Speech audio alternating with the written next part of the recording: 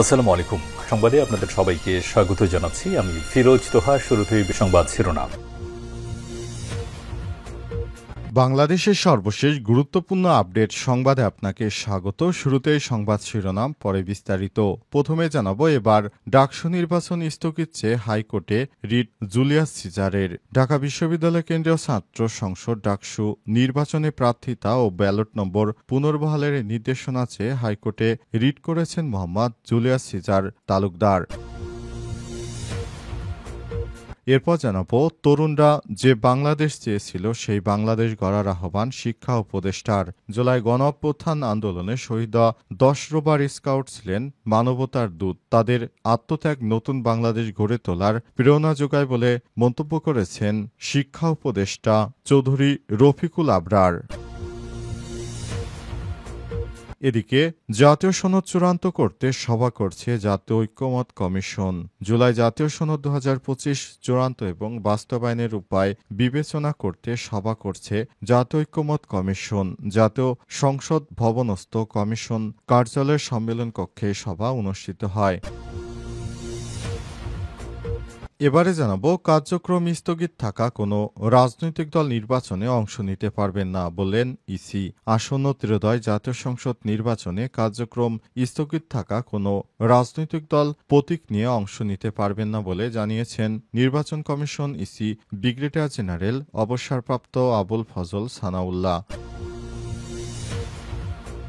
এবং সর্বশেষ জানাবো, পিরোজপুরে জেলা বিএনপির আহ্বায়ক কমিটি বিলুপ্তি ঘোষণা। পিরোজপুর জেলা আহ্বায়ক কমিটি বিলুপ্তি ঘোষণা করেছে বিএনপি। পিরোজপুর জেলা বিএনপির আহ্বায়ক অধ্যাপক আলমগীর হোসেন এবং সদস্য সচিব গাজী ওয়াহিদুজ্জামান লাবলুর নেতৃত্বাধীন পিরোজপুর জেলা বিএনপির বিদ্যমান আহ্বায়ক কমিটি বিলুপ্তি করা হয়েছে। অতি শীঘ্রই পিরোজপুর জেলা বিএনপির আহ্বায়ক কমিটি গঠন করা হবে। বিষয়টি নিশ্চিত করেছেন অ্যাডভোকেট রুহুল কবির রিজভী, সিনিয়র যুগ্ম মহাসচিব, বাংলাদেশ জাতীয়তাবাদী দল বিএনপি। প্রিয় দর্শক, এতক্ষণ শুনছিলেন সংবাদ শিরোনাম, পরে বিস্তারিত। তবে তার আগে বন্ধুরা, অনুরোধ থাকবে এই সংবাদটিতে একটি লাইক দিন। এই চ্যানেলে আপনি নতুন হয়ে থাকলে আমাদের সংবাদটি দেখতে দেখতে চ্যানেলটি সাবস্ক্রাইব করে রাখুন। কমেন্ট করে বন্ধুরা আপনার মূল্যবান মতামত জানিয়ে দিন আপনি বিশ্বের কোন দেশ থেকে বা বাংলাদেশের কোন স্থান থেকে আমাদের সংবাদটি দেখছেন এবং শুনছেন। আর বন্ধুরা, এই সংবাদটি আপনার সোশ্যাল মিডিয়া ফেসবুকে শেয়ার করে বন্ধুদেরও দেখার সুযোগ করে দিন। এবারে বিস্তারিত। এবার ডাকসু নির্বাচন স্থগিত চেয়ে হাইকোর্টে রিট জুলিয়াস সিজারের। ঢাকা বিশ্ববিদ্যালয় কেন্দ্রীয় ছাত্র সংসদ ডাকসু নির্বাচনে প্রার্থিতা ও ব্যালট নম্বর পুনর্বহালের নির্দেশনা চেয়ে হাইকোর্টে রিট করেছেন মোহাম্মদ জুলিয়াস সিজার তালুকদার। চূড়ান্ত প্রার্থী তালিকায় নাম ও ব্যালট নম্বর পুনর্বহাল না করা পর্যন্ত ডাকসু নির্বাচন স্থগিতের নির্দেশনা চাওয়া হয়েছে রিটে। ডাকসু নির্বাচনের পাশাপাশি ডাকসু হল সংসদ নির্বাচনে স্থগিতের নির্দেশনা চাওয়া হয়েছে। জুলিয়াস সিজার তালুকদার নাম ও ব্যালট নম্বর চূড়ান্ত প্রার্থী তালিকা থেকে বাদ দেয় এবং তার বিরুদ্ধে ওঠা অভিযোগ তদন্তে বিশ্ববিদ্যালয় সিন্ডিকেটে 3 সদস্যের তদন্ত কমিটি গঠনের সিদ্ধান্ত কেন আইনগত কর্তৃত্ব বহির্ভূত ঘোষণা করা হবে না মর্মে রুল জারির আর্জি জানানো হয়েছে রিটে। ডাকসু নির্বাচনে জুলিয়াস সিজার তালুকদার ভিভি প্রার্থী হয়েছিলেন। যাচাই বাছাইয়ের পর গত 26 আগস্ট নির্বাচন কমিশন ডাকসু নির্বাচনের চূড়ান্ত প্রার্থী তালিকা প্রকাশ করে। চূড়ান্ত তালিকায় ভিভি প্রার্থী হিসেবে জুলিয়াস সিজার তালুকদারের নাম ছিল, তার ব্যালট নম্বর ছিল 26। চূড়ান্ত তালিকা প্রকাশের পর সলিমুল্লাহ মুসলিম হলের হাউস টিচার ও সহকারী রিটার্নিং কর্মকর্তা নির্বাচন কমিশনে জুলিয়াস সিজার তালুকদারের বিরুদ্ধে নিষিদ্ধ ছাত্রলীগের সম্পৃক্ততার অভিযোগ দেয়। পরে অভিযোগের বিষয় নির্বাচন নিয়ে আপিল ট্রাইব্যুনালে শুনানি হয়, কিন্তু নির্বাচনে আপিল ট্রাইব্যুনাল তার প্রার্থিতার বিষয়ে কোনো সিদ্ধান্ত না দিয়ে নির্বাচন কমিশন সুপারিশ পাঠায়। সেই সুপারিশের ভিত্তিতে নির্বাচন কমিশন জুলিয়াস সিজারের প্রার্থিতা ব্যালট নম্বর বাদ দিয়ে দেয়। এ কারণে তিনি আবারও রিট করেছেন।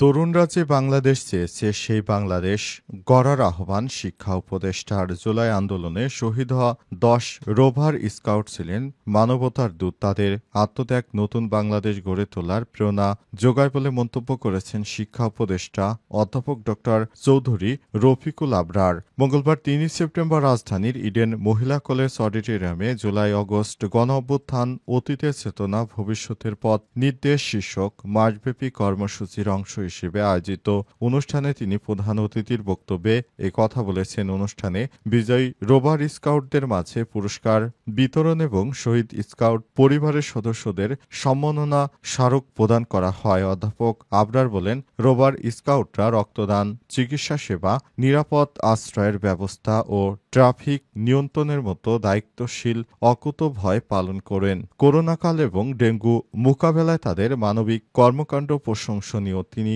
আরও যোগ করেন, তরুণরা যে বাংলাদেশ চেয়েছিল সেই বাংলাদেশ গড়ে তোলা এখন সবার দায়িত্ব। অনুষ্ঠানে বাংলাদেশ স্কাউটস এর অ্যাডহক কমিটির সদস্য সচিব মীর মাহবুবুর রহমান স্নিগ্ধ, মাধ্যমিক ও উচ্চশিক্ষা অধিদপ্তরের মহাপরিচালক প্রফেসর ড আহমেদ আজাদ খান সোয়ারও অনেকেই উপস্থিত ছিলেন। তাদের মোটিভ হচ্ছে কিভাবে নতুন বাংলাদেশ আরও সুন্দর করে গড়া যায় সে মোটিভ নিয়ে তারা এবার অন্তর্বর্তীকালীন সরকার যে বাংলাদেশ গড়ার জন্য বাংলাদেশটাকে এগিয়ে নিয়ে যাচ্ছেন তার জন্য অন্তর্বর্তীকালীন সরকারের অনেক ভূমিকা রয়েছে। তিনি দেশটাকে একটি সুন্দর বাংলাদেশ গঠন করতে চান। এজন্য আমাদের সবারই একযোগে কাজ করা উচিত।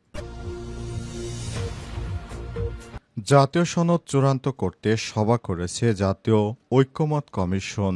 জুলাই জাতীয় সনদ 2025 চূড়ান্ত এবং বাস্তবায়নের উপায় বিবেচনা করতে সভা করেছে জাতীয় ঐক্যমত কমিশন। জাতীয় সংসদ ভবনস্থ কমিশন কার্যালয়ের সম্মেলন কক্ষে সভা অনুষ্ঠিত হয়। সভায় সনদ চূড়ান্তকরণ এবং বাস্তবায়নের উপায় ও পদ্ধতি নির্ধারণের ইতিমধ্যে রাজনৈতিক দলগুলোর কাছ থেকে প্রাপ্ত পরামর্শ সুপারিশ পর্যালোচনা করা হলেও আজ কয়েকটি দল এ বিষয়ে মতামত জমা দিয়েছে। সব মতামত বিবেচনার বিষয় নিয়ে বিশেষজ্ঞদের সঙ্গে বৈঠক করার সিদ্ধান্ত গৃহীত হয়েছে। এতে কমিশনের সহসভাপতি অধ্যাপক আলী রিয়াজ সহ আরও অনেকেই উপস্থিত ছিলেন। তাদের ইচ্ছা হচ্ছে আগামীতে জাতীয় নির্বাচনের আগে জুলাই সনদ যেন চূড়ান্তভাবে ঠিক করা যায়, সেজন্য অন্তর্বর্তীকালীন সরকার যে নির্দেশনা দিয়েছেন সে অনুযায়ী তারা কাজ করতে চায়। এই জুলাই সনদকে আর ঝুলে রাখলে হবে না, কারণ শিক্ষার্থীদের বহুল প্রত্যাশিত এই জুলাই সনদ অন্তর্বর্তীকালীন সরকার দিতে চেয়েছেন, কিন্তু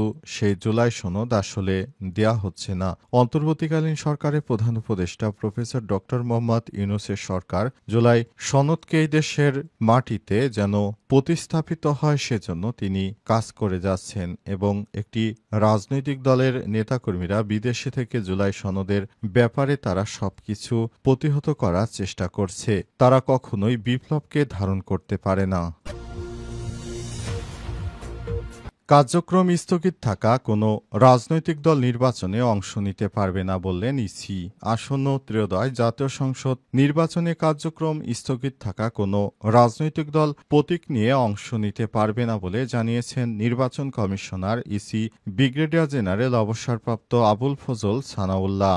বুধবার ৩ সেপ্টেম্বর নির্বাচন ভবনে গণপ্রতিনিধিত্ব আদেশ আরপিও সংশোধন প্রসঙ্গে সাংবাদিকদের সঙ্গে আলাপকালে তিনি এই তথ্য জানান। তবে প্রতীক ছাড়া স্বতন্ত্র প্রার্থী হিসেবে দাঁড়ানোর সুযোগ থাকবে কিনা সে বিষয়ে এখনো চূড়ান্ত কিছু বলেননি তিনি। ইসির নিবন্ধিত দল হিসেবে আওয়ামী লীগের স্থগিত আদেশ প্রত্যাহার না হলে দলটির দলীয় প্রতীক নিয়ে নির্বাচনে অংশ নিতে পারবে না বলে ইঙ্গিত পাওয়া গেছে, যদিও নির্বাচন কমিশন সরাসরি আওয়ামী লীগের নাম উল্লেখ করেনি। এ সময় ইসি সানাউল্লাহ যে কথা বলেছেন তাতে মনে হচ্ছে আওয়ামী লীগ এবারে নির্বাচনে অংশগ্রহণ করতে পারবে না, সেটাই ইঙ্গিত দিচ্ছিলেন তিনি। এছাড়াও তিনি আরও জানিয়েছেন, আমরা যেভাবে একটি সুন্দর নির্বাচন দেওয়ার চেষ্টা করছি সেটা আমরা অনেক আগে থেকেই প্ল্যান করছি। এবারের নির্বাচনে ৬০,০০০ সেনা সদস্যের পাশাপাশি বিমান বাহিনী, নৌবাহিনীর সদস্যরা নির্বাচনে দায়িত্ব পালন করবে। কোস্টগার্ড, র্যাব, পুলিশ, বিজিবি, আনসার সবাই একযোগে নির্বাচনে দায়িত্ব পালন করবে এবং সেনাবাহিনীদের ম্যাজিস্ট্রেসি ক্ষমতা দেয়া হবে। কেউ যেন ব্যালট পেপার ছিনতাই করতে না পারে সেজন্য সবাইকে সজাগ থাকার আহ্বান জানানো হয়েছে।